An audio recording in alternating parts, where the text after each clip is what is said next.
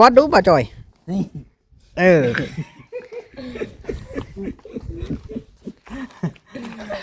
บ่จอยเดือดใช่ป่ะวัดชี้กันเอาชี้กันก่อน จกมวยจกมวยไฟใส่หัวไหมจกมวยกันโน่จุนมันกันเดือดก้อนตอนนั้นนะเนาะแบบก็ทุกก้อนตอนนั้นเพราะเดี๋ยวเขาจะด่า บ่ด่าแล้วเนาะเจ้าเดือดอีหลีเดือดใช่กันอีหลีเนาะแฟน ว่าพอแผ่นนินทาเจ้าบ่ ไผนินทากันเอาสรุปแล้วอย่านินทากันเด้อ บ่บอส นินทาไปได้นะ เรื่องไหนแล้ว เบิ่งในคลิปแล้ว บ่แล้วนี่เราสุพังแน่หันมาเนี่ยบ่ได้เล่า พอแผ่นต้อง บ่เล่าได้ถ้าอยากพูดว่าบ่วัดนินทาเนี่ยนะเข้าไปเบิ่งแม่นในคลิป บ่ได้นะ เดี๋ยวว่าเรื่องหมอจ้อยนี่แหละ อืม แท่ง หมอจ้อยนี่ จ้อยเลยเนาะ ดีใจน้ำที่นินทากัน ยังว่าใครแน่ว่าซั่นว่าหมอจ้อยนี่หนัก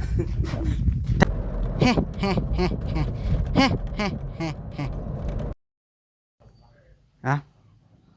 สบายดีพี่น้องสบายดีเด้อพี่น้องแดดเริ่มอ่อนแล้วพี่น้อง3 โมง 4 โมงมื้อนี้ก็เฮาอยู่ที่เฮือนของป้าแตวพี่น้องมาแต่เฮือนป้าวอนก็เลยถ่ายอีกคลิปนึงถ่ายเฮือนป้าแตวบ้านนี่อยู่ใกล้กันเด้พี่น้องก็เลยถ่ายอัปเดตพี่น้องที่โทนี่อุ้ยพี่น้องเอ้ยกล้องบ่คือเก่าแล้วบ่ลึกนี่เฮือนอย่างนี้เป็นเฮือนของเอ้ยจูลี่เป็นคนซ่อมแซมแล้วก็ต่อเติมให้อีกหลังนึงพี่น้องเด้ถือว่าสีเสานี่ก็คักอยู่พี่น้องเอ้ยสีเสานี่ได้เรื่องอยู่งามตับหมูแล้วก็สีแดงแต่ว่ามันเป็นสีแดงอัน แดงแห้ง จะมาบ่อยู่ได้เว้าดิ แม่นบ่ เด้น่ะลูกมาอยู่นี่เด้ เอ้า ได้มีมันน่ะ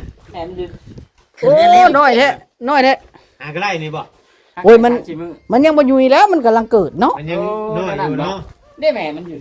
นี่เด้ นี่มันน่ะอยู่อี แม่มันอ ลู ยู่ กก็บ่อยู่อี ไปเก็บเอาในโทรศัพท์นกละ แม่บ่อยู่ น้าบ่าวสิขึ้นนี่น้อยโทรศัพท์เจ้าบ่เก็บเอาไป เนาะตัวแม่บ่ แม่ เก็บเอา แม่เบิดคือตัวบ่ แม่ตัวแม่หมด เด้อ ตัวนี้แม่ง ได้ไปชอบโต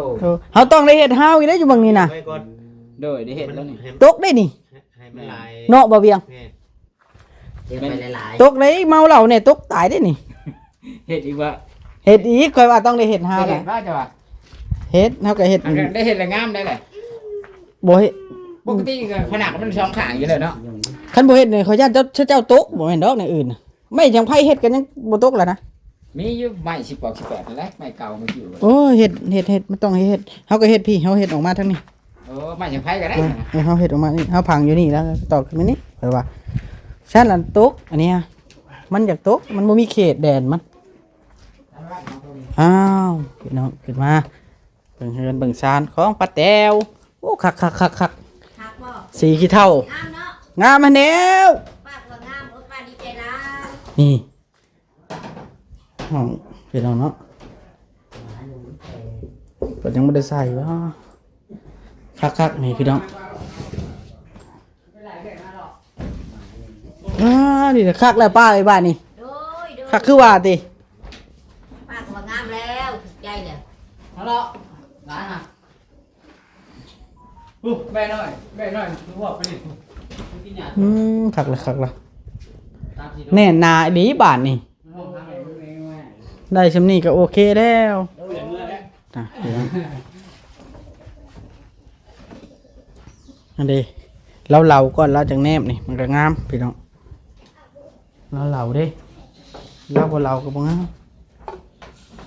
บ่เคยเห็นนะเห็ดชีวิต คัก โดย เห็ดห่างกับเจือย่านตกเนาะ โดย เอาทีโทได้เรื่องยุพี่น้องเอ้ยเฮ็ดหยังกินน่ะปะหน่อไม้บ่ หน่อไม้นังยุ้ยอยากกินแกงหน่อไม้เดี๋ยวสิต้มหน่อไม้ทาเพิ่นนี่ น้องยุ้ยสิออกมาบ่ โดย สบายดีเด้อป้าสบายดี โดย แล้วล่ะมาบัดนี้ โดยยังแต่ข้าวผักตู้ โอ้ กับแอมตัวนี้ แอมทวานเนี่ยบ่ โดย โอ้คักอยู่ชำแล้วล่ะลูกมาน้อยๆนี่บ่ โดย เออ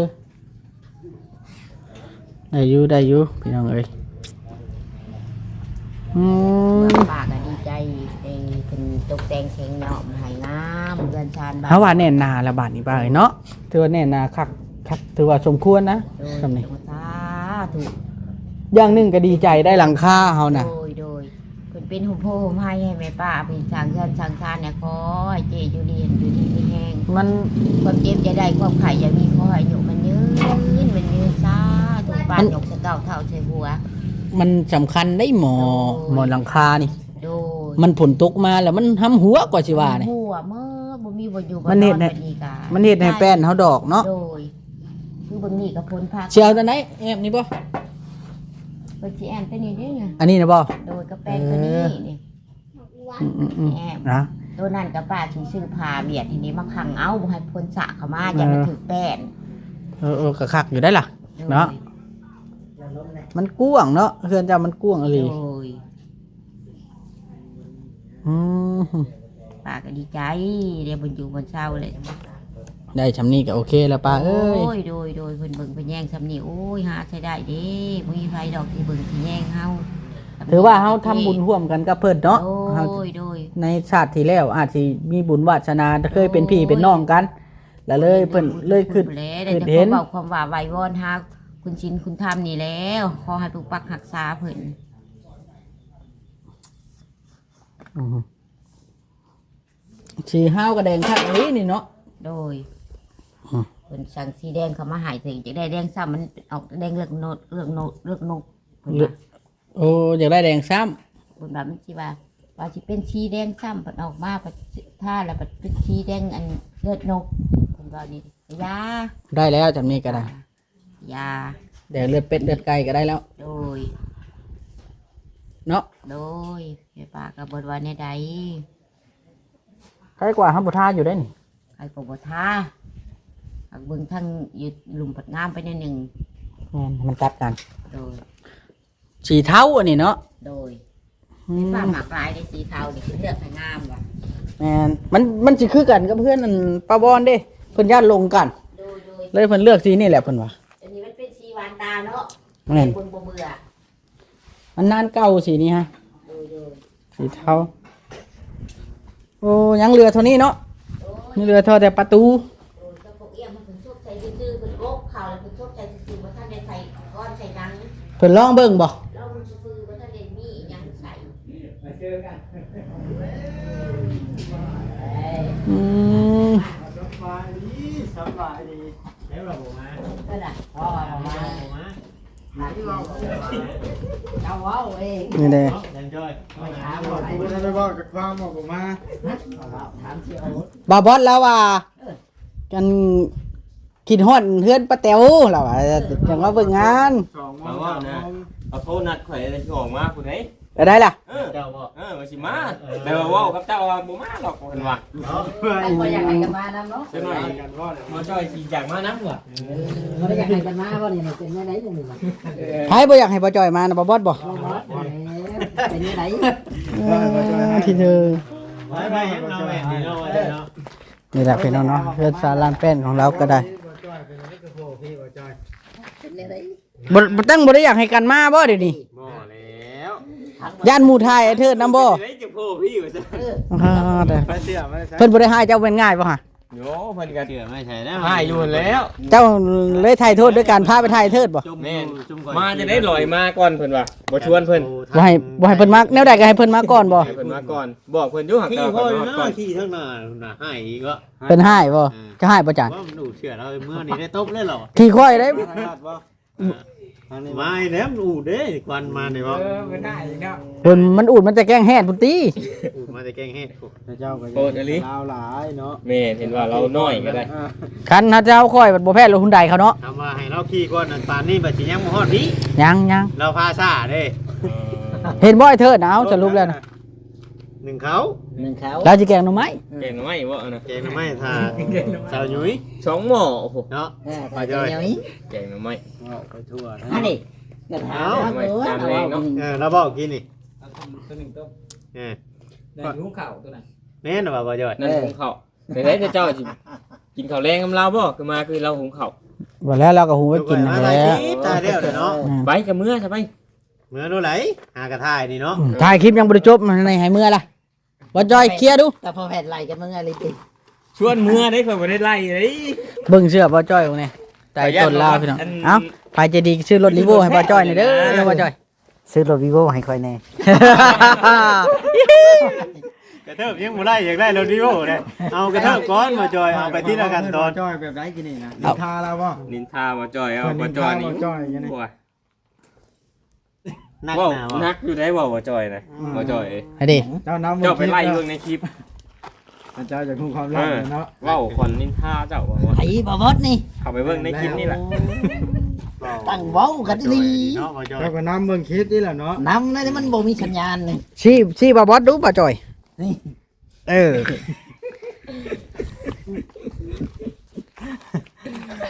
บ่จอยเดือดใช่บ่ว่าชี้กันเอาชี้กันก่อน จกมวยจกมวยจกมวย ใครใส่ฮู้มั้ย จกมวยกันเนาะจุนมันจังเดือดก่อนเอานั่นนะเนาะ แบบแต่ก็ทุกคนตอนนั้นบ่ เดี๋ยวเขาจะด่า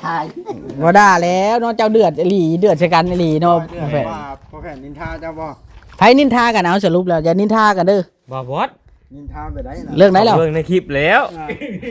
บ่แล้วนินเล่าสุพังแน่หันมานี่บ่ได้เล่า บ่เล่าได้ถ้าอยากฮู้ว่าบ่วัดนินทาเนี่ยนะเข้าไปเบิ่งแม่นในคลิปเดี๋ยวเว้าเรื่องบ่จ่อยนี่แหละ อืม แท่ง บ่จ่อยนี่ จ บ่ อยจอยเลยเนาะ ดีใจน้ำที่นินทากัน ยังว่าใครแน่ว่าซั่นว่าบ่จ่อยนี่นัก ถ้าเจ้าโชว์คนรวมหัวกันบ่เด้ เข้าไปฟังในคลิป แต่เฮาคือกันแล้วได้เฮากับนินทาคือกันเนาะในคลิปนี้ นินทาไผ นินทาได้เจ้าสองคน นินยังน่ะ ยังไง ไปเบิ่งในคลิปต้องเบิ่งในคลิปอันนี้มึงเนี่ยถ้าเบิ่นเข้ามานะบ่าวจอยซื้อจะบันเชื่อมานะจงปองไว้ให้อ้างพร้อม สองฟ้องเพิ่นให้ไปนะต้องมึงกินพูดอีกไปนะ เหลือบ่ได้นี่นะ จนชาติๆแล้วแยกๆแบบนี้นะ ได้ทางต้อซื้อมากินเช้าเพิ่นมาบ่ทางต้อ บ่ เฮ้ยบ่าวจอยเจ้าสิว่าได้ชื่อแล้วจงปองไว้ให้นี่ ตั้งใจกันดี เอา เนาะ ปองไม่อ้างวะ ขอสิอธิบายเรื่องนี้ซะบ่ให้เครียดให้ผมไปซื้อมาตอนเช้าเพิ่นเพราะว่าเพิ่นจะ บ่าวพอแพทย์คือได้กิน2ปองผู้เดียวซะ สองฟ้อง ยก แผ่เรานะ ชื่อกินอยู่ห้านเวียดละ แม่นบ่พอแพทย์ หมดแล้วนี่ปองนึงไปพูดปองนึง ไผชื่อให้นะ บอกวัด เอ้ย จังว่าอยากให้กินเลยเนาะเอาพากันมานี่ย้อม บ่ บ่ บ่ จ้อยเครียดค่อยแล้วพอรู้แล้ บ่าวเวียงจนบ่ปากแล้วบ่าวจ้อยเครียดแนวใด ซี่ให้พิจารณาเอาเรื่องนี้พอลูกแพทย์ใช้ไล่แล้วตอนนะ ให้คิดว่าบ่าวเวียงจนบ่ปากล่ะยังว่าบ่าวจ้อยเครียดอยู่ นี่บอจอยไปน้ำไผ่กับไปน้ำเบานี่ก็ให้เราขี่น้ำหลังมู บ่แม่นค่อยขี้ฟ้าวย่านรถหุ่นใดแช่ง แต่เพื่อนแน่นแท้นี่ ใกล้แล้วใกล้ชิแล้วแหละ เนาะ แม่ เอาโอเคบ้านนี่ค่อยสิ คนใดไม่ได้ใช้นะ ค่อยสิได้ขอตัวได้อยู่ใช้เถิดน่ะ เถิดอยู่พูน เราไปจุดทานคายบ่ บอกเพิ่นเลยไปข้างเพื่อนแล้วขี่ชื่อตามทางไว้แม่นแท้แล้ว แม่นแท้ๆ เราเฮ็ดหยังกันน่ะ ชื่อไปจนชุดแล้วเรียกซ้ายแล้วชื่อลงไปน้อยนึง ดี ไอ้วนเพิ่นรุดบุกเบิกอยู่ โอ้ ห้ เก่า อง แล้วล่ะเลยเอาไม้อยู่หั่นมาเฮ็ดเตาถ่านถือว่า